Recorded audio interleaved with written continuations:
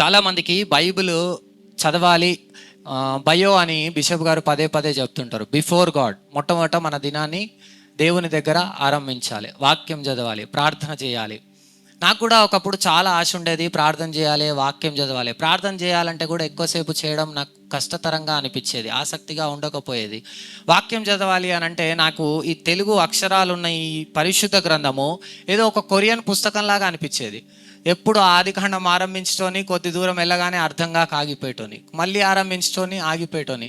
చాలా సమస్యలో పడి నేను ఒక రోజున వాక్యం విన్న తర్వాత, ప్రవ్వా ఎట్టి పరిస్థితిలో ఇక ఆరంభిస్తే నాయన పూర్తిగా దాన్ని నేను పూర్తి చేయాలి ప్రవ్వా, నీ కృపను, నీ కనికరాన్ని, నీ చిత్తాన్ని, నీ ఉద్దేశాన్ని నాకు బయలుపరచు ప్రవ్వా అని చెప్పి నేను ప్రార్థన చేసుకున్న తర్వాత దేవుడు ఎంతో కృప చూపించి ఆ మర్మాలు కానీ లేకపోతే దేవుడు తన ఉద్దేశాలని కానీ ఎన్నో విషయాల్ని నాకు బయలుపరుస్తూ వచ్చినాడు. ఎందుకు ఈ విషయాలు మీకు జ్ఞాపకం చేస్తున్నాను అని అంటే, ప్రియ సహోదరులారా, మరి వాక్యం చదువుతున్నప్పుడు నేనున్న స్థితిలో మీలో కొంతమంది ఉండొచ్చేమో. అయితే వాక్యాన్ని చదివేటప్పుడు దేవుడు 3 ప్రాముఖ్యమైన ఉద్దేశాలని కలిగి మనం చదవాలి అని ఆయన దీన్ని మనకు అందించినారు. మొదటిది ఏంటిది అని అంటే, అప్పటి పరిస్థితుల్లో జరిగినటువంటి సంఘటనలను మనం తెలుసుకోవాలి అని. రెండవది, దాని ద్వారా మనము దేవుని హెచ్చరికల్ని, దేవుని కట్టడల్ని, దేవుని ప్రేమను, దేవుడిచ్చే ఆశీర్వాదాలని ఆ కట్టడల్లో నడవడం ద్వారా మనము ఎదగడాన్ని దేవుడు మన జీవితంలో చూడాలి అని వాక్యాన్ని అనుగ్రహించినాడు. మూడవది, మన ద్వారా మనము ఇతరులకు మేలుకరంగా, దీవెనకరంగా, ఆశీర్వాదకరంగా ఉండునట్లుగా మనం అనేక విషయాలు నేర్చుకోవాలని దేవుడు తన యొక్క మాటల్ని మనకు ఇచ్చినారు. అయితే చదువుతున్నప్పుడు ఈ 3 విషయాల్ని మనము అర్థం చేసుకుంటూ, ఈ 3 విషయాలు మనకు ఆ చదువుతున్న వాక్య భాగంలో అందుతున్నాయా లేవా అని మనం వివరించుకుంటూ చదివినట్లయితే మనకెంతో ఇది దీవెనకరంగా, ఆశీర్వాదకరంగా ఉంటుంది, మనల్ని బలపరిచేదిగా ఉంటుంది. 119వ కీర్తనలో ఎన్నో వచనాలు వాక్యం గురించిన ప్రాధాన్యత గురించి మనకు బోధిస్తూ ఉన్నాయి. అయితే ఈ రోజున మనము ఆదికాండం 4వ అధ్యాయాన్ని ధ్యానించబోతున్నాం. అయితే ధ్యానిస్తూ చదువుతాము. దాంట్లో దేవుడు అప్పుడు ఉంచినటువంటి సత్యాల్ని మనం తెలుసుకోవడానికి ప్రయత్నిస్తూ చదువుతాము. ఈ రోజున అదే విధంగా దేవుడు మనల్ని ఏం నేర్చుకోవాలని కోరుకుంటున్నాడు అవి ఆలోచిస్తూ మనం ఈ రోజున ఆ విషయాల్ని ధ్యానించడానికి ఇష్టపడదామండి. అయితే ఆదికాండం 4వ అధ్యాయము నేరుగా మనం చదవక ముందు ఒక చిన్న ఉపోద్ఘాతం అందరికీ తెలిసిందే. దేవుడు సర్వ సృష్టిని చేసిన తర్వాత దేవుడు ఆదాము అవ్వల్ని తన స్వరూపంలో చేసి వారిని ఏదైనా తోటలో పెట్టి, దేవుడు మొట్టమొదటగా వారిని చేయగానే చెప్పిన మాట ఏంటిదంటే, మీరు ఫలించండి, అభివృద్ధి పొందండి, విస్తరించండి, భూమిని నిండించండి, దాన్ని లోపరచుకోండి. దేవుడు మానవుని సృష్టించినప్పుడు దేవుని ఉద్దేశం వాళ్ళు ఫలించాలి అని. ప్రతి ఒక్కరిని దేవుడు సృష్టించినప్పుడు దేవుని ఉద్దేశం ఒకటే, మనమందరము ఫలించాలని. పెట్టిన తర్వాత వాళ్ళకు ఒక ఆజ్ఞ ఇచ్చినాడు, అయ్యా ఏదైనా తినొచ్చు, కానీ ఈ మంచి చెడులో తెలివినిచ్చే ఫలాన్ని మాత్రం మీరు తినొద్దు. వారు దేవుని మాటను కాదని, దేవుని మాటను మీరి, సాతాను మాటను నమ్మి, వారు సాతాను చెప్పిన మాటలకు ప్రలోభపడి మరి దేవుడు ఇచ్చిన ఆజ్ఞను మీరి వారు పండు తిన్నారు. తినగానే దేవుడు ఏం చేసినాడు అంటే, వాళ్ళను ఆ తోటలో నుంచి బయటికి గెంటేసినాడు. ఇది మీ అందరికీ చాలా చాలా సుపరిచితం. సో దాని తర్వాత జరిగినటువంటి ఒక సన్నివేశాన్ని మనం ఈ రోజున ధ్యానించబోతున్నాము. అయితే దేవుడు వాళ్ళని గెంటి వేసేటప్పుడు వాళ్ళను శపించినట్టుగా కూడా మనము చూడొచ్చు. ఇప్పుడు ఆదికాండము 4వ అధ్యాయము 1వ వచనం నుంచి మనం కొన్ని వచనాలు ధ్యానిద్దామండి. ఆదాము తన భార్య అయిన అవ్వను కూడినప్పుడు ఆమె గర్భవతి అయి కయ్యీనును కని, యెహోవా దయ వలన నేనొక మనుషుని సంపాదించుకున్నానెను. రైట్, దేవుని నామానికి మహిమ కలుగును గాక.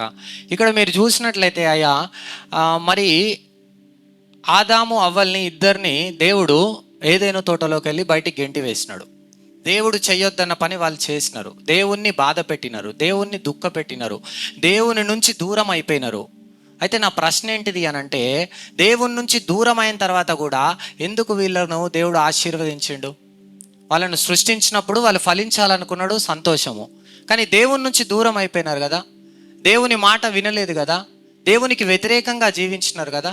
లేరంటారా అట్లాంటి వాళ్ళు ఈ లోకంలో? చాలామంది మనకు తారసపడుతూ ఉంటారు, ఇష్టానుసారమైన జీవితాలు జీవిస్తూ ఉంటారు, దేవునికి వ్యతిరేకమైన నిర్ణయాలు తీసుకుంటూ ఉంటారు, అన్యాయపు సిరికి వాళ్ళు దాసులుగా ఉంటారు, అన్యాయపు అక్రమ సంపాదాన్ని సంపాదించుకోవడానికి, అబద్ధాలు చెప్పి సంపాదించుకోవడానికి, మోసాలు చేసి సంపాదించుకోవడానికి, 10 రూపాయలైతే 20 రూపాయలు అని చెప్పి చిట్టీలు తీసుకోవడానికి ఎన్నో రకాలుగా ప్రజలు అక్రమదారులో వెళ్తూ ఉన్నారు. వాళ్ళు కూడా ఫలిస్తూ ఉన్నారు. ఇక్కడ దేవుడు వీళ్ళని కూడా గెంటేసినాడు. మరి ఆ ఫలింపును ఆపేయొచ్చు కదా, వాళ్ళ ఆశీర్వాదాన్ని ఆపేయొచ్చు కదా. వాళ్ళు భూమిని నిండించి విస్తరించాలి అని దేవుడు ఉద్దేశించిన ఉద్దేశము ఎందుకు దేవుని మాట వినకపోయినా వీళ్ళ జీవితాలలో నెరవేరుతుంది? ఇక్కడ దేవుడి గురించి మనం ఆలోచిస్తున్నామండి. చూడండి ప్రియ సహోదరులారా, అయితే దేవునిలో ఉన్న వాళ్ళు ఫలిస్తారు, దేవునిలో లేని వాళ్ళు కూడా ఫలించే సందర్భాలు ఎన్నో మనకు ఈ లోకంలో తారసపడుతూ ఉంటాయి. అయితే దేవునిలో ఉన్న వాళ్ళు ఫలించడంలో మనకు పెద్ద ఆశ్చర్యం ఏమీ అనిపించదు. కానీ దేవునిలో లేని వాళ్ళు ఫలిస్తున్నప్పుడు మనకు ఎన్నో ప్రశ్నలు, ఆశ్చర్యాలు మన జీవితాలలో ఎదురుపడుతూ ఉండవచ్చు. సినిమాలకు వెళ్ళొద్దంటారండి యవ్వనస్తులుగా. మరి సినిమాలకు వెళ్ళినా వెళ్ళకపోయినా మా ఫ్రెండ్స్ సినిమాలకు వెళ్తున్నారు, అయినా సరే వాళ్ళు బాగానే ఉన్నారు, రిచ్గానే ఉన్నారు, సంతోషంతో ఉన్నారు, కార్లలో తిరుగుతున్నారు.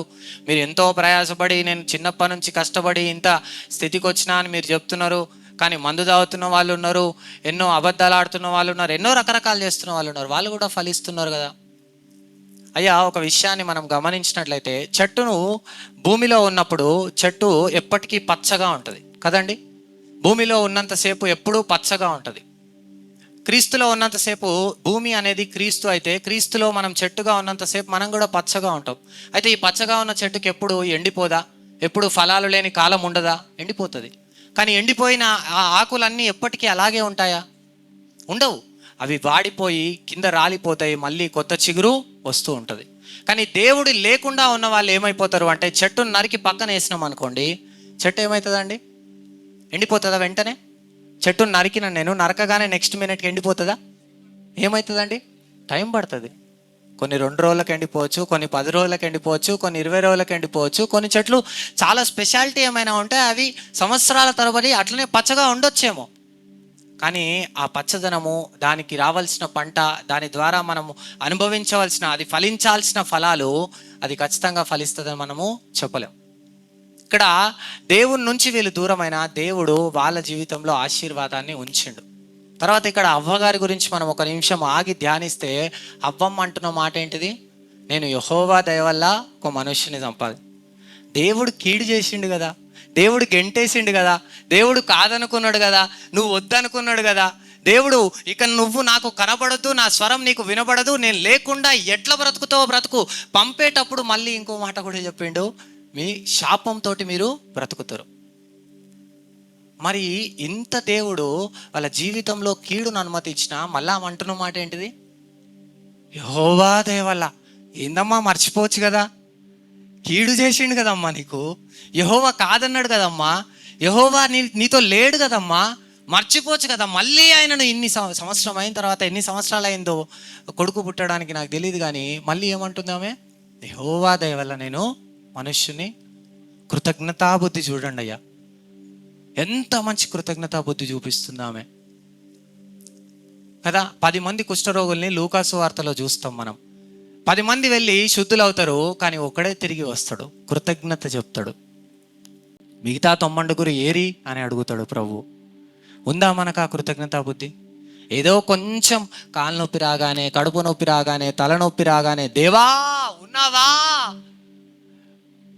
ఉంటే మాట్లాడలేదు ప్రవ్వా, ఉంటే ఎందుకు చూస్తున్నావు ప్రవ్వా, ఉంటే ఎందుకు ప్రవ్వా ఈ నిందలు, ఉంటే ఎందుకు ప్రవ్వా ఈ కష్టాలు, ఉంటే ఎందుకు ప్రవ్వా ఈ బాధలు, నీలోనే ఉన్నా, నిన్నే వెంబడిస్తున్నా, నిన్నే అనుసరిస్తున్నా, నాకే ఎందుకు ప్రవ్వా ఇంతగానము, ఎందుకు ఇన్ని శ్రమలు? ఎంతో బయట ప్రయాసపడి నేను నాయన సేవలో పాల్పంచుకుంటున్న ప్రవ్వా, మరి ఇంటికి రాగానే నా తల్లితో, నా భార్యతో, పిల్లలతో, ఎవరో ఒకరితో నాకు పోరెందుకు ప్రవ్వా, ఉద్యోగంలో నాకెందుకు రాదయ్యా ప్రమోషను, నమ్మకంగా ఉన్నాను కదా ప్రవ్వా.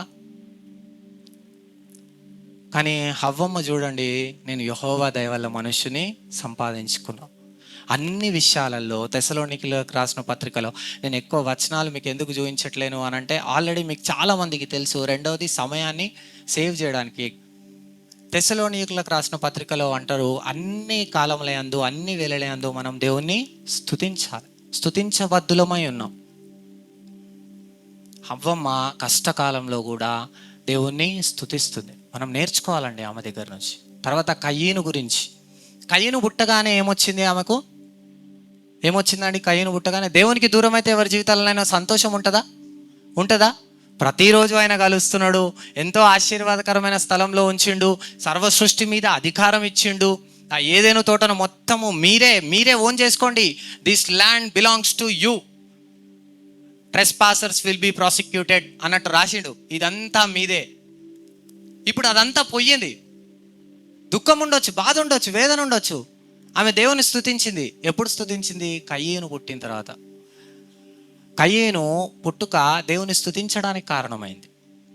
మన జీవితాలు దేవుని స్తుతించడానికి కారణంగా ఉన్నాయా? ఒకసారి ఆలోచన చేసుకోవాలి మనం. నేనైతే నా కొడుకు గురించి ఒక మాట చెప్తాను. ఏమని చెప్తాను అనంటే, వాడు 9 months 8 months 9 months ఉంటాడు. నేను పొద్దున ప్రతిరోజు బైబిల్ చదువుతాను, ప్రార్థన చేసుకుంటాను, 4 గంటలకు అలారం పెట్టుకుంటాను.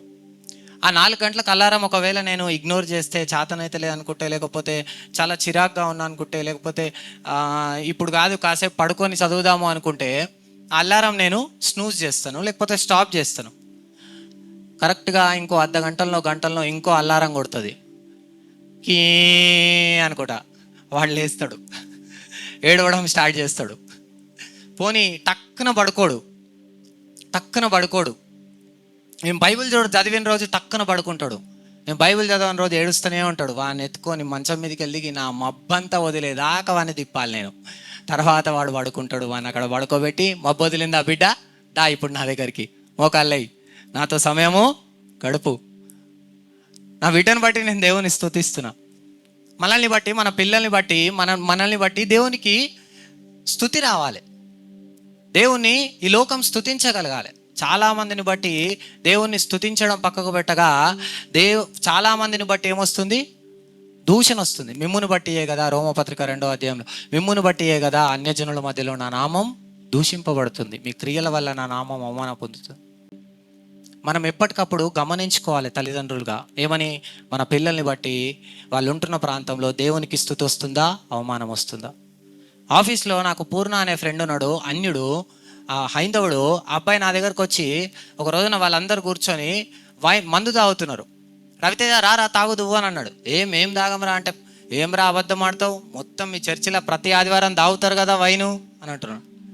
ఒరే పిచ్చోడా, ఆ వైన్ వేరు, ఈ వైన్ వేరు, అది క్రీస్తు ప్రభువుకు అది సాదృశ్యంగా మేము తీసుకుంటాము, ఆయన చేసిన త్యాగాన్ని జ్ఞాపకం చేసుకుంటూ తీసుకుంటాము అని నేనంటే, అవునా, నాకు వేరే క్రిస్టియన్ ఫ్రెండ్స్ ఉంటారు ఆ పాత ఆఫీస్లో, వైన్ తాగొచ్చు, ఏదైనా వేరే కొనుక్కోవద్దట, ఆ బ్రాండ్ల పేర్లు నాకు తెలియదు కానీ వేరే కొనుక్కోవద్దు, వైన్ తాగొచ్చు అని మాతో కూర్చొని తాగేవాళ్ళు. వాళ్ళను బట్టి దేవుని నామానికి అవమానం. ఆ విధంగా మనల్ని బట్టి అవమానం రావడానికి వీలు లేదండి. సరే, 2వ వచనంలోనికి వద్దాము. తరువాత ఆమె అతని తమ్ముడగు ఏబేలును కనెను. ఏబేలు గొర్రెల కాపరి, కయ్యను భూమిని సేద్యపరచువాడు. చాలు. ఈ 2వ వచనాన్ని గమనిస్తే, 2 కొడుకులు ఉన్నారు ఇప్పుడు ఆదాము అవ్వలకు. 2 పేర్లు మనకు తెలుసు, కయ్యను, హేబేలు. 2 ఏం చేస్తున్నారండి? ఒక ఆయన ఏం చేస్తుండు? కయ్యను ఏం చేస్తుండు? భూమిని సేద్యపరుస్తుండు. హేబేలు ఏం చేస్తుండు? గొర్రెల కాపరి. 2 పిల్లలు ఉన్నారు. 2 పిల్లలు తల్లిదండ్రులకు ఎట్లున్నారు? ఆశీర్వాదకరంగా ఉన్నారు, ఆస్తిని పెంచేవారిగా ఉన్నారు, దీవెనకరంగా ఉన్నారు. వాళ్ళను బట్టి వాళ్ళిద్దరు పని చేసేటోళ్ళు, తిని కూర్చునేటోళ్ళు కాదు. మమ్మీ నువ్వేం చేసుకుంటావో నాకు తెలియదు మమ్మీ, నాకు ఐఫోన్ కావాలి, నాకు బుల్లెట్ బండి కావాలి. ఎందుకు బిడ్డ, నా దగ్గర లేవురా, నేను కష్టంలో ఉన్నారా, అర్థం చేసుకోరా, తేలేనరా అని అంటే, లేదు మమ్మీ నాకు మెడల చైన్ కావాలి, అందరికి ఉన్నాయి, నాకు లేకుంటే ఎట్లా, నా పరువు పోతుంది, నా మర్యాద పోతుంది అని తల్లిని బాధ పెట్టే పిల్లలుగా ఈ పిల్లలు కనబడతలేరు, పని చేసే వాళ్ళుగా కనబడుతున్నారు. చాలామంది పిల్లల్ని బట్టి తల్లిదండ్రుల ఆయుష్ కూడా వృద్ధి పొందాలి కానీ తగ్గిపోతూ ఉంది. పిల్లలారా, యవనస్తులుగా ఉన్న మనము మన గురించి ఆలోచన చేసుకోవాలి. నేను యవన ప్రాయంలో ఉన్నప్పుడు, ఇప్పటికీ యవన ప్రాయంలోనే ఉన్న, ముసలిని కాదు. అయితే నేను చదువుకునే రోజుల్లో ప్రభువుని తెలుసుకున్న తర్వాత, అంతకుముందుకు ఎంతో చాలా కుటుంబానికి వినాశనకరంగా, బాధాకరంగా, దుఃఖకరంగా, ఆయాసకరంగా బ్రతికిన నేను చదువుకునే రోజుల్లో నేను ఏం చేసినాను అని అంటే, ఎన్ని పనులు చేయగలుగుతున్నావు అన్ని పనులు చేస్తూ చదువుకున్నాను. పుస్తకాల కొరకు, వాటి కొరకు, వీటి కొరకు తల్లిదండ్రుల మీద ఆధారపడలేదు. నేను బట్టల షాప్లో పనిచేసినాను, కూరగాయల షాప్లో పనిచేసినాను, పేపర్ వేసినాను. అట్లా నేను మల్లారెడ్డి ఆయన లాగా చెప్తలేను, కష్టపడ్డాను, పూలు అమ్మిన, పాలమ్మిన అని చెప్తలేను. మళ్ళీ మీరు అట్లా అనుకోకండి. కానీ కష్టపడ్డాను అనే విషయాన్ని నేను మీకు చెప్తున్నాను. కష్టపడే పిల్లలుగా మనం ఉండాలి, యవ్వనస్తులుగా మనం ఉండాలి. మీ పిల్లలు కష్టపడే వాళ్ళుగా ఉండాలి. చిన్నప్పటి నుంచి కూడా వాళ్ళు నేర్చుకునే వాళ్ళుగా ఉండాలి. యేసు ప్రభు కూడా ఆయన తండ్రి దగ్గర వడ్రంగి పని నేర్చుకున్నాడు. మనం నేర్చుకునేవారుగా ఉండాలి. కొంతమంది ఏమంటారంటే కష్టం తెలియవద్దండి మన పిల్లలకు, వాళ్ళకి ఏం తెలియవద్దు అని అంటే వాళ్ళ తర్వాత చాలా కష్టపెడతారు. ఆస్మాన్గఢ చర్చిలో నరసమ్మ అనే ఒక తల్లి ఉండే. కొడుకు ఒక్కడే, భర్త లేడు. అల్లారు ముద్దుగా పెంచింది కొడుకుని.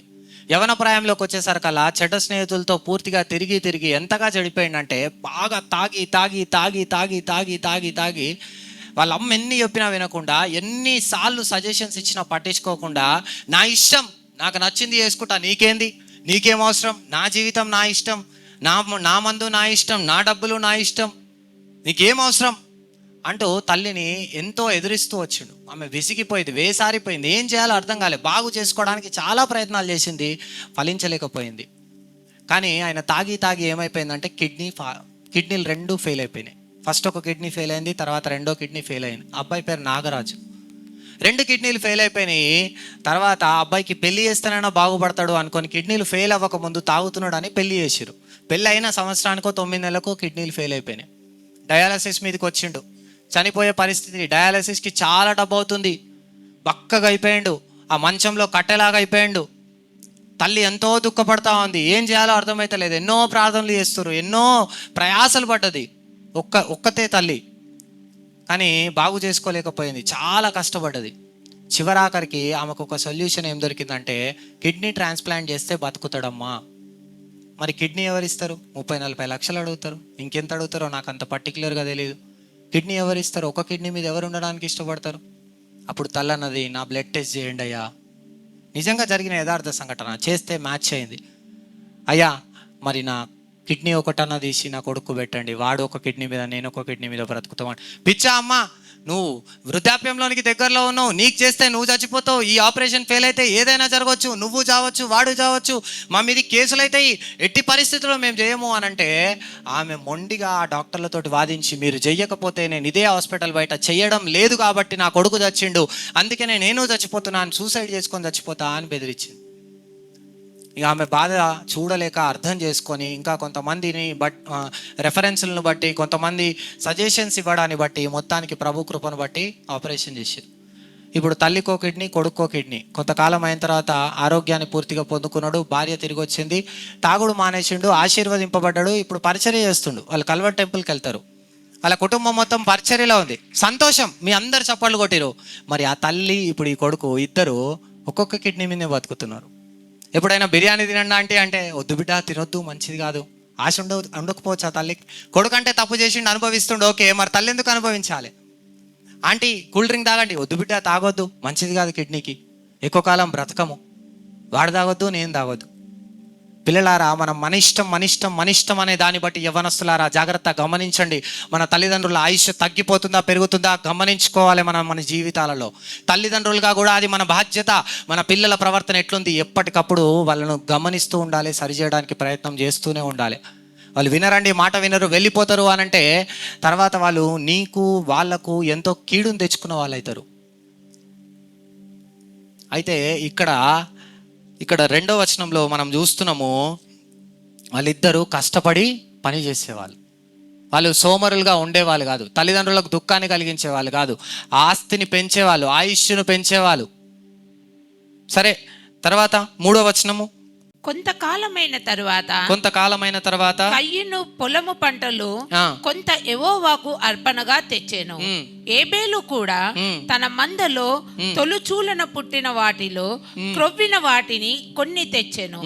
యెహోవా ఏబేలును అతని అర్పణను లక్ష్య పెట్టెను, కయ్యూనును అతని అర్పణను ఆయన లక్ష్య పెట్టలేదు. రైట్, దేవునికి స్తోత్రం. ఇప్పుడు ఇద్దరు కొంతకాలం అయిన తర్వాత యెహోవా దేవునికి ఏం తెచ్చిరు? అర్పణలు తెచ్చిరు. యెహోవా దేవుడు వీళ్ళకి ఎట్లా పరిచయము? తల్లిదండ్రి ద్వారా.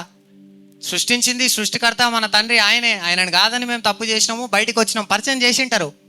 అర్పణ తీసుకుపోవడం ఎవరు నేర్పించిరు? తల్లిదండ్రి కదండి. కృతజ్ఞత ఎవరు నేర్పించిరు? తల్లిదండ్రి. కొంతమంది పిల్లలకు ఆ కృతజ్ఞత బుద్ధి నేర్పియరు. కొంతమంది పిల్లలకు దశంభాగాలు ఇవ్వడం నేర్పియరు. దేవుని వెంబడించాలి, దేవునికి కృతజ్ఞత కలిగి ఉండాలి, దేవుని ఎల్లవేళలా అన్ని కాలంలో యందు స్తుతించాలి బిడ్డ అని నేర్పియరు. దేవునికి దూరం అయిపోతున్నా కొద్దీ చూస్తూ ఉంటారు కొంతమంది. కానీ ఇక్కడ వీళ్ళ తల్లిదండ్రి అర్పణ తేవడం నేర్పించారు. కొంతమంది ఏం చేస్తారంటే, బిడ్డ నీకు ఉద్యోగం వచ్చింది కదా, ఫస్ట్ శాలరీ మొత్తం చర్చ్కి ఇచ్చేసేయాలి. ఓకే మమ్మీ, ఓకే డాడీ ఇచ్చేస్తారు. నెక్స్ట్ మంత్ నుంచి దశం భాగం ఉండదు వాళ్ళది. ఒకటేసారి ఇచ్చేసిరు, ఇక ఒకటేసారి విత్తినాం, ఇక మళ్ళీ మేము విత్తాం. అట్లొద్దు, ఆరంభ శూరత్వాలొద్దు. ఎప్పుడు ప్రభువును ఆ కృతజ్ఞతా బుద్ధి కలిగి వెంబడించే వాళ్ళంగా ఉండాలి. సరే, వీళ్ళిద్దరూ అర్పణ తీసుకెళ్ళిరు. కయ్యను తీసుకెళ్ళిండు, హేబేలు తీసుకెళ్ళిండు. కయ్యను ఆయన చేసే పనిలోకి వెళ్ళి తీసుకెళ్ళిండు, హేబేలు ఆయన చేసే పనిలోకి వెళ్ళి తీసుకెళ్ళిండు. మరి ప్రభువు ఏం చేసిండంట? హేబేల్ది అంగీకరించిండు, కయ్యింది అంగీకరించలేడు. నేను ఇది చదివినప్పుడు ఆశ్చర్యపోయినా, ఎందుకు ప్రభువా ఎందుకు అంగీకరించలేదు? నేను ఫస్ట్ టైం చదివినప్పుడు నేను చెప్పినాను కదా ఇంతకుముందుకు, మీలో ఎంతోమందికి థియాలజీ తెలుసు. ఇప్పుడు కూడా నా కాలు వణుకుతున్నాయి, గొంతులో అయితే స్వరం బాగానే వస్తుంది. అయితే ఎందుకు ప్రభువా ఎందుకు అంగీకరించలేవు నువ్వు? హేబేల్ గురించి హెబ్రీ పత్రికలో కూడా ఒక మాట ఉంటుంది, వాళ్ళిద్దరి అర్పణలో ఆయన కంపేర్ చేసిండు అని. దేవుడు శ్రేష్టమైంది హేబేల్ తీసుకొని వచ్చిండు. అయితే నాకు అనిపించింది, ప్రభువా ఆయన శ్రేష్టమైంది ఇవ్వలేకపోయిండు. అయినా పొలం పంటలోకి వెళ్ళి కొంత తెచ్చిండు, ఈయన మందలోకి వెళ్ళి కొంత తెచ్చిండు. అయితే ఈయన శ్రేష్టమైనవి, తొలుచులను పుట్టినవి, కొవ్వినవి తీసుకొని వచ్చిండు. ఎందుకు ప్రభువా అయితే నువ్వు ఆ శ్రేష్టంగా తెస్తే తీసుకోవా? కొంత తీసుకొస్తే తీసుకోవా? ఉత్తమమైంది బెస్ట్ ఇవ్వకపోతే తీసుకోవా? నా ఫ్రెండ్ ఆటో డ్రైవరు అయితే 10 రూపాయలు తీసుకొని వస్తాడు, తీసుకోవా ప్రభా? ఎక్కువ తెస్తేనే తీసుకుంటావా? ఉత్తమమైనది తెస్తేనే తీసుకుంటావా? ఎందుకు తీసుకోలేవు ప్రభా అన్న ఆలోచనలో నేను పడ్డాను. తర్వాత ఎందుకు తీసుకోలేదు అనేది మళ్ళీ అక్కడనే ఉంది అని నేను అర్థం చేసుకున్నప్పుడు ఆశ్చర్యపోయినాను. ఒకసారి మళ్ళీ ఈ 4వ వచనం చదవండి. ఏబేలు కూడా తన మందలో తొలుచూలున పుట్టిన వాటిలో క్రొవ్విన వాటిని కొన్ని తెచ్చెను. ఇక్కడ మీరు ఇంకొక మాట గమనిస్తే, ఫస్ట్ తెచ్చింది ఎవరు? కయ్యను. సెకండ్ తెచ్చింది ఎవరు? హేబేలు. కానీ దేవుడు అడ్రస్ చేసేటప్పుడు ఎవరిని అడ్రస్ చేస్తుండు? ఫస్ట్ హేబేలును. కయ్యను సెకండ్ అడ్రస్ చేస్తుండు. అసలు తేవడం నేర్పించిందే అన్న తమ్మునికి. అన్న ముందెళ్ళిండు, అన్న ఇచ్చిండు. మరి తమ్ముడు తర్వాత తీసుకెళ్ళిండు. హేబేలు కూడా అని అంటే తర్వాత ఫాలోయింగ్గా. మరి ప్రభువు ఆయన అంగీకరించకుండా ఎందుకు అంగీకరించిండు? ఆ వచనం చదవండి, 5th. కయ్యను అతని అర్పణను 4 దాంట్లో యెహోవా హేబేలును అతని అర్పణను లక్ష్య పెట్టెను. ఓ సూపర్. యెహోవా హేబేలును అతని అర్పణను. అక్కడ చిన్న కామలాగా పెడితే మనము ఇంకా స్పష్టంగా అర్థమవుతుంది. ఫస్ట్ యెహోవా హేబేలును, తర్వాత అర్పణ. ఫస్ట్ హేబేలును చూసిండు, తర్వాత అర్పణను చూసిండు. తర్వాత కయ్యను చూసిండు, తర్వాత అర్పణను చూసిండు. అదేంది మరి మనకు అర్థం కాంది? ప్రభువు అక్కడ ఏది చూసిండో మనకు చెప్పండి. ఎందుకు హిడెన్గా చేసి చెప్తున్నాడు? ఎందుకు దాచి చెప్తున్నాడు? ఇంతకుముందుకు ఆరాధన చేసేటప్పుడు అంకులు ఎప్పుడు చెప్తా ఉంటారు, ఆదివారం ఆరాధన పండగ వాతావరణం లాగా ఉండాలి అని కదా. నాకు పరలోకంలో ఉన్నట్టుగా అనిపించింది. అయితే ఆరాధన చేసేటప్పుడు నేను బ్రదర్స్ని గమనిస్తూ ఉన్నాను. ఇక్కడికి వెళ్ళి అనంత్ బ్రదర్ అనుకుంటా ప్లే చేస్తున్నాడు, ఇక్కడికి వెళ్ళి విష్ణుపాల్ బ్రదర్ అనుకుంటా అది ప్లే చేస్తున్నారు. మధ్యలో ఎక్కడనో ఏదో పోయినట్టుంది, వాళ్ళకే తెలుసు. అది ఇద్దరు ఒకరినొకరు చూసుకొని నవ్వుకున్నారు, చిన్న నవ్వు. మరి మనకందరికీ ఏమైనా అర్థమైందా? అది ఎక్కడైనా ఏదైనా పోయినట్టుగా అనిపించిందా?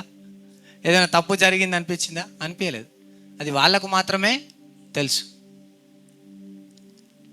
మన జీవితాలు పరిపూర్ణంగా ఉన్నట్టుగా, పర్ఫెక్ట్గా ఉన్నట్టుగా అందరికీ లోకానికి కనిపించవచ్చు. కానీ దేవుడు చూస్తున్నప్పుడు ఎలా ఉంది అనేది మనం ఒకసారి జ్ఞాపకం చేసుకోవాలి. హేబేల్ను చూసిండు, కయ్యను చూసిండు. మనము చూడండి, దేవుడు చూసిండు. ఆయన హృదయాంతరంగాల్ని పరిశోధించే దేవుడు, పరిశీలించగల దేవుడు. కీర్తనల గ్రంథం చూడండి ఒకసారి, 139 మొదటి నుంచి 4 వచనాలు ఒకసారి చూడండి. యెహోవా నీవు నన్ను పరిశోధించి తెలుసుకొని ఉన్నావు. నేను కూర్చుండుట, నేను లేచుట నీకు తెలియను. తర్వాత నాకు తలంపు పుట్టక మునిపే నీవు నా మనసు గ్రహించుచున్నావు. నా నడకను ఆ. నా పడకను ఆ. నీవు పరిశీలన చేసి ఉన్నావు. ఆ. నా చర్యలన్నిటినీ ఆ. నీవు బాగుగా తెలుసుకొని ఉన్నావు. ఆ. యెహోవా, ఆ. మాట నా నాలుకకు రాకమునిపే బాబా మాట నా నాలుకకు రాకమునుపే అది నీకు పూర్తిగా తెలిసి ఉన్నది. పూర్తిగా తెలుసు. మన గురించి పూర్తిగా సర్వం సమస్తం మన తండ్రికి సృష్టికర్తకు తెలుసు అని మనం ఎప్పటికప్పుడు జ్ఞాపకం చేసుకోవాలి. బిషప్ గారు ఎంతో మంచి విషయాలు నా గురించి చెప్పారు కదా, కానీ ఇక్కడికి రాకముందు నేను ఎట్లున్నా, నా ప్రవర్తన ఎట్లుంది, నా జీవితం నిజంగా వ్యక్తిగతంగా ఎట్లుంది, ఇది కూడా ఒక అర్పణే. వాక్యం అందించడం అనేది ఒక అర్పణ, ఈ డ్రమ్స్ ప్లే చేయడం అనేది ఒక అర్పణ, మ్యూజిక్ సిస్టమ్ అనేది ఒక అర్పణ, స్తుతి ఆరాధన అనేది ఒక అర్పణ, ఇందులో మందిరంలో పరిచర్య చేయడం అనేది ఒక అర్పణ, మనం ఇచ్చే డబ్బులే కాదు అర్పణ, మనము ఎదుటి వారి మీద పగబెట్టుకొని జీవించడం కూడా దేవునికి ఇష్టం లేని అర్పణ. అందుకనే నువ్వు పగబెట్టుకొని ఉంటే వచ్చి నా సన్నిధిలో అర్పణ ఇయ్యకు, ఫస్ట్ వెళ్ళి సమాధానపడి నా దగ్గరికి రా అని అన్నాడు ప్రభు. మన అర్పణ, మన జీవిత శైలి కూడా ఒక అర్పణ. అందుకనే సజీవ యాగముగా మా శరీరాలు సమర్పించి, పాట అయితే పాడతాం. సజీవ యాగంగా శరీరాలు సమర్పించడం అంటే ఏంటిది? యాగం అన్నా యజ్ఞం అన్నా ఏం చేస్తారంటే మంట పెట్టి కట్టెలేసి వాటిలో పంచామృతాలు పోస్తూ ఉంటారు, పాలు, తేనె, నెయ్యి, పెరుగు, ఇవన్నీ పోస్తూ ఉంటారు. ఇవి పోస్తూ ఉంటే ఒక ధూపము, ఒక మంచి సువాసన, ఇంపైన సువాసన ఇది ఇట్లా ఆకాశంలోకి వెళ్తూ ఉంటుంది. ఆ వెళ్ళేది అన్యులు దాన్ని పాటించే వాళ్ళు ఏమనుకుంటారు అంటే అది దేవుని దగ్గరికి వెళ్ళి దేవుని సంతోషపెడుతుంది అనుకుంటారు. కానీ దేవుడు ఏమన్నాడు, భక్తుడు ఏమన్నాడు, మనము సజీవ యాగంగా మన శరీరాలు సమర్పించాలి, అది దేవునికి ఇష్టం. అంటే మనము మండుతుంటే ఆ మంటలో కట్టెలు వేసినప్పుడు ఆ ఇంపైన సువాసన ఎట్లా వెళ్తుందో మన జీవితాన్ని బట్టి ఆ ఇంపైన సువాసన ఈ లోకంలోనికి వెళ్ళాలి, సమాజంలోనికి వెళ్ళాలి, స్నేహితుల మధ్యలోకి వెళ్ళాలి, బంధువుల మధ్యలోకి వెళ్ళాలి. వెళ్ళి ఒక నిమిషంలో సాక్ష్యం చెప్పేసి మనం తిరిగి వచ్చేసి మన జీవితం బాగాలేకపోతే మన జీవితాన్ని బట్టి వాళ్ళు ప్రభువుకు దూరం అయిపోతారే. మన జీవితము ప్రాముఖ్యంగా, మన క్రియలు మన దేవుణ్ణి వాళ్ళకు పరిచయం చేయాలి. నిన్నటి దినము మా బాబాయి అంటే మా అమ్మకు మరిది అవుతాడు, ఆయన ఇంటికి వచ్చిండు, దూర బంధువు అవుతాడు. ఆయన వచ్చి ఏమంటున్నాడు, వద్నే మన మొత్తం ఖాందాన్లో నరేందర్ అన్న కొడుకులు, 2 పిల్లలు, బిడ్డే, మీ ఫ్యామిలీ బాగా ఎదిగింది, ఆశీర్వదింపబడ్డది. మిగతా వాళ్ళందరూ ఆ ఖాందాన్లో అట్లా లేడు. ఒక్క కొడుకో 2 కొడుకులో ఎవరో ఒకరు పాడైపోయి చెడిపోయి ఉన్నారు. ఎందుకు అయింటుంది వద్నే? ఎందుకు మీరు మాత్రమే ఎందుకు బాగుపడి ఉంటారు అదే పరిస్థితిలో పెరిగినా అని అంటే మా అమ్మ వెంటనే అన్నది, దీనికి కారణము నేను నమ్ముతున్న వెంబడిస్తున్న నా దేవుడైనా యెహోవా. గొప్ప చేసుకోవడానికి చెప్పట్లేదండి, మన క్రియలను బట్టి మన సాక్ష్యం వెళ్ళాలి. దేవుడు మొదటగా మన అర్పణ అంటే మనము దేవుని సన్నిధిలో ఎన్నిసార్లు మందిర పరిచర్లో పాల్గొంటున్నాము, ఎన్ని రోజులు కనబడుతున్నాము, ఎన్ని రోజులు బిషప్ గారు కాల్ చేయగా నేను పరిగెత్తినా, అది కాదు. దేవునికి నేను ఎట్లా కనబడుతున్నా అది చాలా ప్రాముఖ్యం. నేను బిషప్ గారిని మోసం చేయొచ్చు, ఇంకా పెద్ద పెద్ద సేవకుల్ని మోసం చేయొచ్చు, ఇక్కడ నా ముందు కూర్చున్న అనేక మంది మేధావుల్ని కూడా మోసం చేయొచ్చు, కానీ ప్రభువునైతే మోసం చేయలేను కదా. మొదటగా దేవునికి కావాల్సింది మన జీవితం. ఆయన ప్రాణం పెట్టింది మనం ఇచ్చే కానుకల గురించి, డబ్బు గురించి, మనం ఇచ్చే దశంభాగాల గురించి, మనం ఇచ్చే ఆ మేకల గురించి, వాటి గురించి కాదు. అవన్నీ మీరు చేస్తున్నాను, నేను తప్పు పట్టట్లేను, తప్పు పట్టడానికి రాలేదు, ఆ అర్హత యోగ్యత కూడా నాకు లేదండి. మీరు నన్ను తప్పుగా అర్థం చేసుకోకండి. దీని ద్వారా ప్రభువు మనం నేర్చుకోవాలనుకుంటున్నాడు.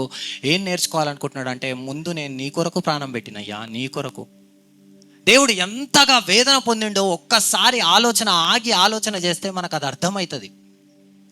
నా కొడుకు పెద్దగా అవుతున్నా కొద్దీ, నా కొడుకుని నేను చూసుకుంటున్నా కొద్దీ నాకు ఇంకా నా తండ్రి మీద ప్రేమ పెరుగుతుంది. కారణం ఏంటిదంటే, అరే మా డాడీ కూడా ఇట్లా 4 గంటలకు లేచిండా, మా డాడీ కూడా తినిపించడానికి నీ తిప్పలు పడ్డా, జ్వరం వస్తే ఇంతగానో అల్లాడిపోయిండా, నా తల్లిదండ్రి ఇంత కష్టపడ్డారా అనేది నేను తండ్రిని అయిన తర్వాత నాకు ఇంకా ఎక్కువగా అర్థమవుతుంది. మరి ప్రభువు ఎంతగా నీ కొరకు ప్రాణం పెట్టిండు అనేది నీ రక్షణలోనికి వచ్చిన తర్వాత అనుదినము ఇంకా ఆయన ప్రేమను అనుభవిస్తుంటే, అజ్ఞానివి, అవిశ్వాసివి, లేకపోతే దేవునికి ఇష్టం లేకుండా, లోకానికి ఇష్టం లేకుండా, మనుషులకు కారణంగా లేకుండా బ్రతికిన నిన్ను ఈరోజున అనేకులకు ఆశీర్వాదకారకంగా మార్చిండు అంటే ప్రతి క్షణాన్ని బట్టి కూడా నువ్వు ప్రభువును స్తుతించాలి. అప్పుడు చేసిన ఆయన త్యాగాన్ని మనం పదే జ్ఞాపకం చేసుకోవాలి. అక్కడ అర్పణ తెచ్చిరు, వాళ్ళు మొక్కుబడిగా తెచ్చిర్రా, ఎట్లా తెచ్చిర్రు అనేది ప్రభువు చూస్తున్నాడు. బయటికి బాగానే కనబడవచ్చు, ఇద్దరు ఇచ్చిన అర్పణ బాగానే కనబడవచ్చు, కానీ ఇక్కడ దేవుడు చూడగలిగింది మనిషిగా మనం చూడలేం, కానీ దేవుడు సమస్తాన్ని చూస్తాడు అన్న సత్యాన్ని మనం గ్రహించాలి. వెంటనే ఏమన్నాడు, ముఖం చిన్నబుచ్చుకున్నాడు కయీను. చదవండి అమ్మా తర్వాత. కాబట్టి ఆ, కయ్యూనుకు మిక్కిలి కోపము వచ్చి మిక్కిలి కోపం వచ్చి అతడు తన ముఖము చిన్నబుచ్చుకొనగా ఆ, యెహోవా కయ్యూనుతో ఉమ్, నీకు కోపమేలా, ఉమ్, ముఖము చిన్నబుచ్చుకొని ఉన్నావేమి? ఉమ్, నీవు సత్క్రియ చేసిన ఎడల ఉమ్, తల నెత్తుకొనవా? ఉమ్, సత్క్రియ చెయ్యని ఎడల ఉమ్, వాకిట పాపము పొంచియుండును. ఉమ్, నీ ఎడల ఉమ్. దానికి వాంఛ కలుగును, ఉమ్. నీవు దానిని ఏలుదువనెను. రైట్. ఇక్కడ మనం గమనిస్తే కయ్యను వెంటనే దేవుడు అంగీకరించకపోగానే వెంటనే ఏం చేసిండు? ముఖం చిన్నబుచ్చుకోడు. వెంటనే ఇమ్మీడియట్ రియాక్షన్. మరి ప్రభు ఇప్పుడు ఎవరితోటైనా మాట్లాడుతుంటే ఇమ్మీడియట్ రియాక్షన్లో నా మీద కోపం పెంచుకుంటున్నారా, దేవుని మీద కోపం పెంచుకుంటున్నారా? ఇమ్మీడియట్ రియాక్షన్ ఉండొచ్చు, కిందికి పోయిన తర్వాత 2 కొట్టొచ్చు పెద్దోళ్ళు మీరు, నేనేం అనలేను. ఇక్కడ ఏదో ధైర్యంగానే మాట్లాడుతున్నాను, కిందికి దిగిన తర్వాత నోరు మూసుకొని ఉంటా. వెంటనే ఇమ్మీడియట్ రియాక్షన్. కానీ ఆయన తప్పును ఒకసారి అనలైజ్ చేసుకోవడానికి ప్రయత్నించినట్టుగా కనబడుతున్నాడు ఆ కయ్యను. అవును ప్రభా, నాతో మాట్లాడుతున్నావు, నా జీవితం ఫస్ట్ చెక్ చేసుకో, తర్వాత నువ్వు చెయ్యే ఈ పరిచర్య అంటున్నావు, చెక్ యువర్ సెల్ఫ్ అంటున్నావు ప్రభా. నన్ను ఆశీర్వాద కారకంగా కయ్యను పుట్టినప్పుడు కనబడ్డాడు, కానీ ఇప్పుడుండా కొంతకాలము నువ్వు ఆశీర్వాద కారణంగా ఉంటున్నావేమో, జీవితకాలం దాన్ని కొనసాగించాలి కదా. పౌలు గారు అన్నట్టుగా విశ్వాసానికి కర్తయు దాన్ని కొనసాగించువాని వైపే నేను చూస్తూ గురి యొద్దకే పరిగెడుతున్నా, చచ్చేదాకా నేను అదే పని చేస్తా, బ్రతుకుట క్రీస్తు చావైతే లాభం అని చెప్పగలగాలి కదా. చివరి దినాల వరకు, అంతం వరకు సహించువాడే జీవకిరీటం పొందుతాడు కదా.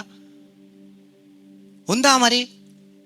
కయ్యను ఎగ్జామిన్ చేసుకోవాలి కదా. దేవుడు మాట్లాడుతున్నాడు, సంగమా గమనించండి, దేవుడే స్వయంగా మాట్లాడుతున్నప్పుడు దేవుని స్వరాన్ని కూడా లెక్క చేయలేదు, పట్టించుకోలేదు, సరి చేసుకోవడానికి ఇష్టపడలేదు. అవును ప్రభా, ఇది తప్పే, నా జీవితం బాగా లేకుండా నేను ఎన్ని చేస్తే ఏం లాభం అయ్యా, ఎన్ని లక్షలు, ఎన్ని కోట్లు, ఎన్ని డబ్బులు, ఏం ధారాళంగా ఇస్తే లాభం ప్రభా, సరి చేసుకోవాలి కదా. సరి చేసుకోలేదు, ఇంకా దేవుని మీద కోపం పెంచుకున్నాడు. ఆ దేవుని మీద కోపము ఇంకెవరి మీద కోపంగా మారింది? తమ్ముడి మీద కోపంగా మారింది. ముఖం చిన్నబుచ్చుకున్నప్పుడు, దేవుడు మాట్లాడినప్పుడు హేబేలు కూడా అక్కడనే ఉండు, ముఖం ఇమ్మీడియట్గా చిన్నబుచ్చుకుండు, హేబేలు అక్కడనే ఉండు. అన్నకు నచ్చలేదు, అన్న అర్పణ దేవుడు తీసుకోలేదు అన్న విషయము హేబేలుకు కూడా తెలుసు. తర్వాత ఏం జరిగింది ఒకసారి చూడండి. కయీను తన తమ్ముడైన ఏబేలుతో మాటలాడెను. వారు పొలములో ఉన్నప్పుడు కయీను తన తమ్ముడైన ఏబేలు మీద పడి అతనిని చంపెను. రైట్. ఎక్కడ చంపిండమ్మా? అయ్యా పొలంలో. పొలం పని ఎవరు చేస్తారు? కయ్యేం చేస్తాడు? ఈయన ఏం చేస్తాడు? సారు గొర్రెల కాపరి. ఇప్పుడు పొలంలో చంపిండు అంటే పొలంలోకి ఎవరు వెళ్ళిరు? హేబేలు వెళ్ళిండు. కయ్యన్ దగ్గరికి ఎవరు పోయారు? మరి కయ్యనుకు హేబేల్ మీద ఏముంది? కోపం ఉంది, ద్వేషం ఉంది, పగుంది, ఈర్ష్యుంది, అసూయుంది. ఇవన్నీ తెలియదా తమ్మునికి? తెలుసు. పోయిండు. మరి చిన్నప్పుడు నేను ఒక పద్యం చదువుకున్నా. ఏం చదువుకున్నాను అనంటే, తనవారు లేని చోట, జనవించుక లేని చోట, జగడము చోటన్, అనుమానమైన చోట, అవమానమైన చోట, మనుజుండు నిలవదగదు మైలో సుమతి. తన వాళ్ళు లేని చోటికి పోవద్దంట, అందరూ పరాయోళ్ళే ఉంటే. జనవించుక లేని చోట, జనాలు ఎవ్వరు లేరు, నువ్వు ఒక్కరిమే ఉన్నావు అంటే పోవద్దంట. జగడము చోటని, పోతే కొట్లాట అవుతుందిరా, ఆడికి పోకురా అంటే, ఎవడేం చేస్తాడో నేను చూస్తానమ్మా, ఆగు, నేను పోతా. అరే ఆగురా అంటే, నేను పోతా, పో, దెబ్బలన్న తింటే ఒకటి. ఒకరోజు ఇట్లనే అబ్రాహ్మణ, ఏమనుకోకు, అబ్రాహ్మణ నేను అంకుల్ ట్రావెల్ చేస్తూ ఉంటే ఒకరోజు ఒక ముస్లింని ఏదో గుద్దిన్నో ఏదో అన్నా, వాడు నా మీదికి రాగానే నేను ఊకోలేదు అంకుల్, దిగి మీదికి పోయినా అంటే, అట్లనా, ఎట్లా మెత్త కొట్టి రమ్మరు నేను అని అన్నాడు అంకుల్. జగడం చోటకి ఎందుకు పోతావు? అనుమానమైన చోట పోకు బ్రదర్. ఆ ఇంటికి అనుమానిస్తున్నారు వాళ్ళు. దేవునికి తెలుసు, సిస్టర్కి తెలుసు, నాకు తెలుసు, నేను పోతా. పరువు పోతుంది నాయన, తర్వాత ప్రతిష్ట పోతుంది, కొన్నిసార్లు పరిచర్య పోతుంది. పోకు. అవమానమైన చోట అవమానిస్తురు పదే అంటే ఎందుకు పోతావు? ఏం అవసరం? అవమానిస్తురు అంటే మళ్ళీ వెళ్ళి ఎందుకు అవమానాన్ని కొని తెచ్చుకుంటావు? పోవద్దు. నువ్వు పద్యంలో ఎందుకు చెప్తున్నావు భయ్యా, పద్యంలో మాకెందుకు, వాక్యంలో చూపి అని అంటారేమో. ఒకసారి వాక్యంలో కూడా ఈ మాటలు ఉన్నాయి. ఒకసారి చూడండి, సామెతల గ్రంథం 1వ అధ్యాయం 15-16. ప్రభువుని అడిగిన ఈరోజు పొద్దున, ప్రభువా 2 గంటలు ప్రార్థన చేసిన నాయనా, ఏమీల మధ్యలోకి పోతున్నా, పులిబోన్లకు పోయినట్టు, అది తల బయటికి రావాలంటే వచనాలు చూపి నాయనా అని అడిగిన. ఓకే బిడ్డ, భయపడకు, నేను ఉన్నాను అని అన్నాడు. గొల్లియాత్ తోట అన్నట్టు, దావీద్ తోట అన్నట్టు. సామెతలు 1వ అధ్యాయము 15-16 వచనాలు. నా కుమారుడా, నా కుమారుడా, నీవు వారి మార్గమున పోకుము, నువ్వు వాళ్ళ మార్గాన పోకు, వారి త్రోవల యందు నడవకుండా, వాళ్ళ త్రోవలు నువ్వు నడవకు, నీ పాదము వెనుకకు తీసుకొనుము. నీ పాదం వెనక్కి తీసుకో. పగబట్టిన కయ్యను ఆడుంటే, అమ్మో ఈడున్నాడు, వీడు డేంజర్ గాడు, నా మీద పగ పెట్టుకుండు, నేను వెళ్ళిపోతాను, వెనక్కి వెళ్ళిపో. వెనక్కి తీసుకో. కీడు చేయుటకై వారి పాదములను పరుగులెత్తును. వాళ్ళ పాదాలు పరుగులెత్తుతున్నాయి. కీడు చేయాలి. నరహత్య చేయడానికి వారు త్వరపడుతున్నారు. ఎప్పుడెప్పుడు చంపాలా. నాకు బిషప్ గారు చెప్పే మాట చాలా ఇష్టం. ఏంటిదంటే, before you die why you die. నీ కాలానికి ముందు నువ్వు ఎందుకు చచ్చిపోతావు? ప్రసంగి గ్రంథం 7వ అధ్యాయంలో ఉంటుంది. నీ కాలానికి ముందు నువ్వు ఎందుకు చచ్చిపోతావు? కొంతమంది శోధనలోకి పోతారు. బార్లోకి పోతాను, నేను కూర్చుంటాను, నేను ఏమైనా బార్లో అందరు తాగుతూ ఉంటారు కానీ నాకేం కాదు, నేను నిక్కచ్చిగా ఉంటా, నేను చాలా నిష్టగా ఉంటా, నాకేమి శోధన తట్టుకునేంత శక్తి ఉందని శోధనలకు పోతారు. ఎందుకు పోతావు శోధనలకు? మరి యోసేపు ఎందుకు పోలేదు? పారిపోయిండు కదా యోసేపు. నువ్వెందుకు మరి పరుగులు పెట్టి శోధనా స్థలంలో ఉండి కూడా శోధన నా మీదకి రానియను అని ఎందుకు నిన్ను నువ్వు హెచ్చించుకుంటున్నావు, గణపరుచుకుంటున్నావు?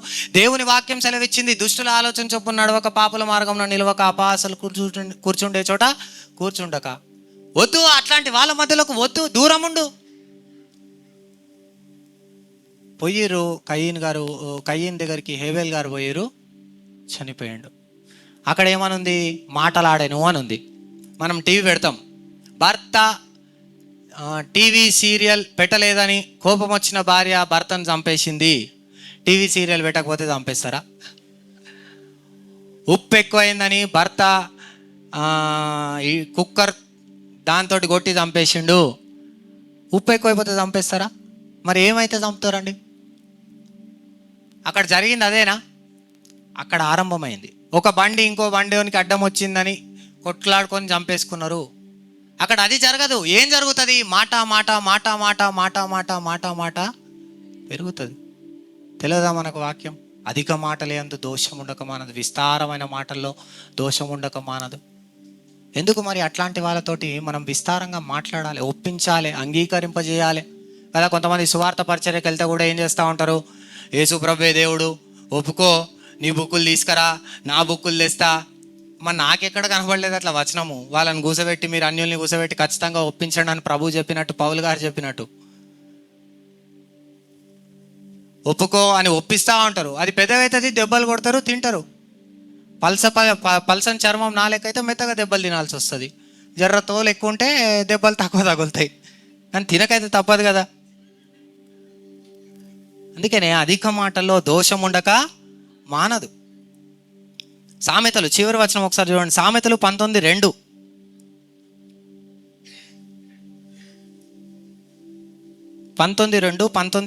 ఒక్కసారి చదవండి. సామెతలు. ఒకడు తెలివి లేకుండా మంచిది కాదు, తొందరపడి నడుచువాడు. తెలివి లేకపోతే మంచిది కాదు. ఎక్కడుండాలి, ఎక్కడుండొద్దు, ఎవరితో ఉండాలి, ఎవరితో స్నేహం చేయాలి, ఎవరితో స్నేహం చేయొద్దు, ఆ తెలివి లేకపోతే కూడా మంచిది కాదు. 6వ వచనం చదవండి. అందులోనే అనేకులు గొప్పవారి కటాక్షము వెదుకుదురు, దాతకు అందరూ స్నేహితులే. 19:6 అండి. రైట్. ఇంకొక చోట ఏమని ఉంటుంది అంటే, ప్రవర్తనలో అజాగ్రత్తగా ఉంటే చనిపోతాము అని ఉంటుంది. మన ప్రవర్తనలో మనం అజాగ్రత్తగా ఉంటే మనం ఏమవుతాం? చనిపోతాం. ఇక్కడ కయ్యను అక్కడ ఉన్నాడని తెలిసి 16 రైట్ 19:16 ఒకసారి చదవండి అక్క. ఆజ్ఞను గైకొనువాడు తను కాపాడుకొనువాడు, తన ప్రవర్తన విషయమై అజాగ్రత్తగా నుండువాడు చచ్చును. తన ప్రవర్తన విషయమై అజాగ్రత్తగా ఉండేవాడు చస్తాడు. నేను కంక్లూజన్కి వస్తున్నానండి. ఇక్కడ కయ్యను అర్పణ దేవునికి ఇష్టం లేని అర్పణ ఇయ్యలేదని కాదు, అర్పణలో కాదు లోపము, ఫస్ట్ కయ్యూనులో లోపం ఉంది. ఇది దేవుడు మాట్లాడిండు, కయ్యూను సరి చేసుకోలేదు. దేవుడు వెంటనే శపించిండా? శపించలేదు. ఎప్పుడు శపించిండు మరి? హేబేలును చంపిన తర్వాత. మనము ఎట్లున్నా సరే, మేము మా ప్రవర్తన ఎట్లున్నా, మా జీవితాలు ఎట్లున్నా, మావి మాదిరికరంగా ఉన్నా లేకపోయినా, దేవునికి ఇష్టంగా ఉన్నా లేకపోయినా, మా మీదకి శాపాలు ఏం వస్తలేం కదా, ఇదే కంటిన్యూ చేస్తామని మనం కూడా అనుకోవచ్చు. కయ్యూను కూడా అదే కంటిన్యూ చేస్తా అనుకోండు. కానీ అదే దారిలో వెళ్తే శాపం ఏదో ఒక రోజున మన మీదకి పొంచి ఉంటుంది. జాగ్రత్త పడాలి మనం. అదే దేవుడు కయ్యూనుతో అడిగిండు, ఏం నాయనా నీ తమ్ముడు కనబడతలేడు ఎక్కడ అంటే, నేను కావాలన్నా అని చెప్పి కొట్లాడడం స్టార్ట్ చేసిండు. దేవునికి ఎదురు చెప్పడం స్టార్ట్ చేసిండు. దేవుడు సర్వశక్తిమంతుడని, ఆయన సర్వాధికారం గలవాడని, ఆయనకు మరుగైంది ఏది లేదని, దేవునికి ఖచ్చితంగా ప్రతిదీ కనిపిస్తుందని మర్చిపోయిండు. కనీసం ఆ ఊహ ఆలోచన కూడా లేదు. దేవుడు మాట్లాడితే కూడా సరి చేసుకోవడానికి ఇష్టపడలేదు కయ్యూను. తర్వాత శాపాన్ని కొని తెచ్చుకున్నాడు. దేవుడు మాట్లాడుతుంటే సరి చేసుకునే స్వభావం ఉంటే మనం వర్ధిల్లుతాం. అదే కదండి మనం చూస్తాము సామెతలు 28:13 అతిక్రమములు దాచిపెట్టువాడు వర్ధిల్లడు, కానీ దాన్ని ఒప్పుకొని విడిచిపెట్టువాడు కనికరం పొందుకుంటాడు. దేవుని కనికరాన్ని మనం పొందుకోవాలి కదా. కయ్యూను ఆ కనికరాన్ని పొందుకోలేదు. ప్రియ సహోదరుడా సహోదరి, దేవుని కనికరాన్ని పొందుకోవాలంటే, దీవెన పొందుకోవాలంటే, ఆశీర్వాదం పొందుకోవాలంటే మనము మన అతిక్రమాల్ని ఒప్పుకొని విడిచిపెట్టాలి. గలతీ 6:7 ఏమనుంటుంది? మీరు విత్తింది కొయ్యక తప్పదు. మనం ఏది చేస్తామో దానికి ఫలితాన్ని అనుభవించక తప్పదు. ఆశీర్వాదాలన్నీ తమ్ముడు పోతే నాకే అనుకున్నాడేమో, మరి ఏమో తెలీదు. కయ్యూను తమ్మును చంపిండు, కానీ మొత్తం దేశదిమ్మరై శాపగ్రస్తుడై చనిపోవాల్సి వచ్చింది. చావు కొరకు ఎదురు చూడాల్సి వచ్చింది.